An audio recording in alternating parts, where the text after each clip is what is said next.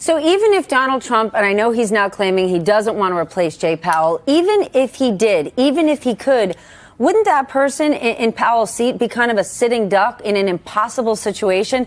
And then you have this other issue that we've talked about, which is that the Fed will be absolutely frozen. You'll have inflation on one hand, you'll have weaker growth on the other. It's called stagflation, and the Fed can't really help in that situation. I think that the gentleman you quoted earlier, Torsten Slok from Apollo, said he's got a 90% recession probability under the current tariff regime. Trump just had his economic fantasy world completely obliterated on live TV. CNBC's Steve Liesman didn't just poke holes in Trump's tariff plan. He blew it up like a dollar store balloon at a pin factory. Watch as Trump's face does that thing where he looks like someone just told him McDonald's discontinued the Big Mac. Liesman breaks down exactly why Trump's 10% tariff would be less Make America Great Again and more Make America Pay Again for everyday shoppers. Before we move on, I'd like to ask you a small favor. If you appreciate this content, please take a second to like this video and subscribe to the channel. Over 98% of you watch the videos without subscribing. It costs you nothing, but it makes a huge difference to us. Here's what's crazy though. Despite all the money that's lost. Wait, that wasn't crazy? Wait. Yes. That wasn't crazy? This is crazy. Okay, you're right. Yeah, you know okay, what? You're right. That is crazy. I think what the market would then assess is that their outlook for earnings would be much more robust, and for the economy would be much more robust than it was before this sort of tariff turmoil that was out there. If Trump were to walk out tomorrow and just say, I made a mistake, or I made a mistake on all the countries except for China, let's just focus on that and start over, he'd be forgiven. People are that desperate to have this behind them. So, did you click the subscribe button? Great. Thank you so much. Now, back to the video. Remember when your dad told you Santa wasn't real? That gut punch moment when your childhood fantasy collapsed faster than a dollar store lawn chair? Well, that's exactly what CNBC's Steve Liesman just delivered to Trump's economic fairy tale. Except instead of ruining Christmas for one kid, he exposed a plan that would have screwed over an entire country. Trump's been strutting around America like some economic wizard, waving his tariff wand and promising his 10% magic tax will solve everything from the national debt to your receding hairline. It's like watching someone try to sell oceanfront property in Arizona, entertaining until people start writing checks. But then Liesman showed up to the fantasy festival with something Trump apparently finds terrifying: actual math. The financial expert didn't just disagree with Trump's plan, he dismantled it with the weary patience of a parent explaining to their teenager why maxing out credit cards isn't a sustainable lifestyle choice. I was really glad to see that report because I was like you, Stephanie. It affirmed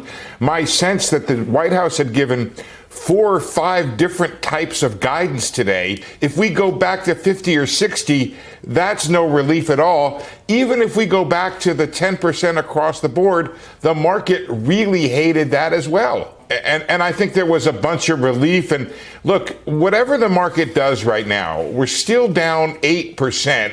Which is trillions of dollars of market cap. This isn't an economic plan, Liesman declared on air, calling Trump's proposal a fever dream you have after mixing NyQuil and conspiracy podcasts. Ouch, that's not just a fact check, that's a financial colonoscopy without the courtesy of anesthesia. The beautiful thing about Liesman's takedown wasn't just the brutal honesty, but the methodical way he peeled back the layers of economic nonsense like he was dissecting a particularly rotten onion. One by one, Trump's claims withered under the harsh light of, actual economics. You could practically see Trump's fantasy world collapsing as Liesman explained the blindingly obvious fact that tariffs aren't magical money extracted from foreign countries. They're taxes paid by Americans. The very people Trump claims he's trying to help. It's like promising to cure someone's headache by hitting them with a hammer. Watching Trump process this information would have been like watching someone try to solve a Rubik's Cube with oven mitts on. Painful, confusing, and ultimately futile. His economic logic has all the coherence of a toddler explaining quantum physics. What really sent economists into collective cardiac arrest was Trump's claim that his tariff plan would eliminate the national debt. Liesman pointed out the teensy-weensy flaw in that logic. What's happening right now is you don't want to be short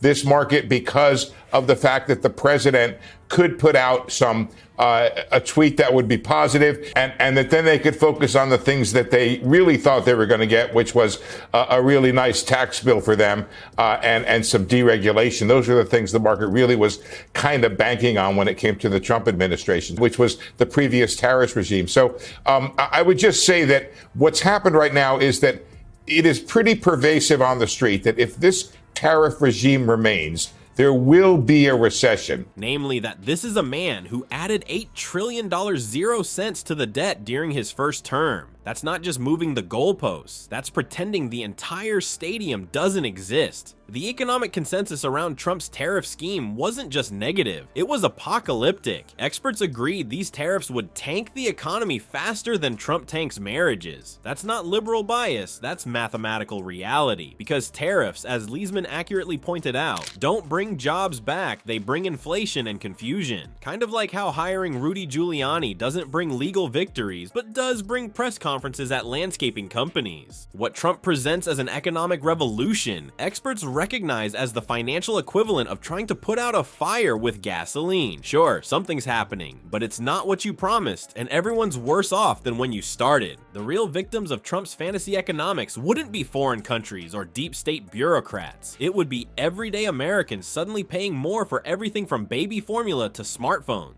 The dollar as the world's reserve currency, the bond market as the most liquid and risk-free market and important market in the world. There is nothing good that would happen if the president replaced Jay Powell.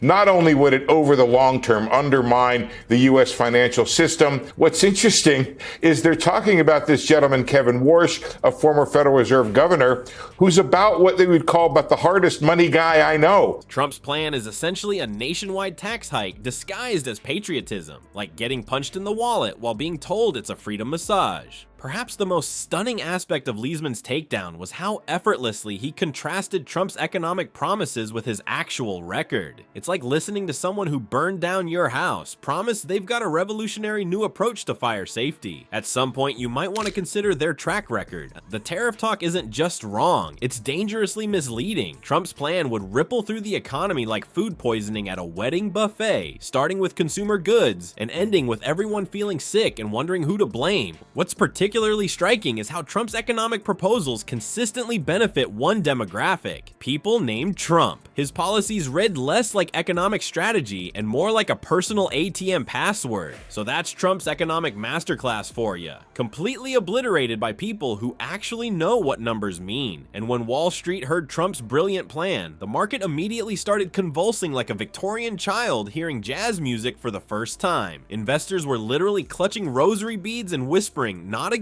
The real kicker? Those tariffs won't punish China. They'll hit Americans right in the wallet. The new American dream is now Googling how to cancel Disney Plus because eggs cost more than your rent used to. Remember this economic beatdown next time your uncle starts praising Trump's financial genius at Thanksgiving dinner.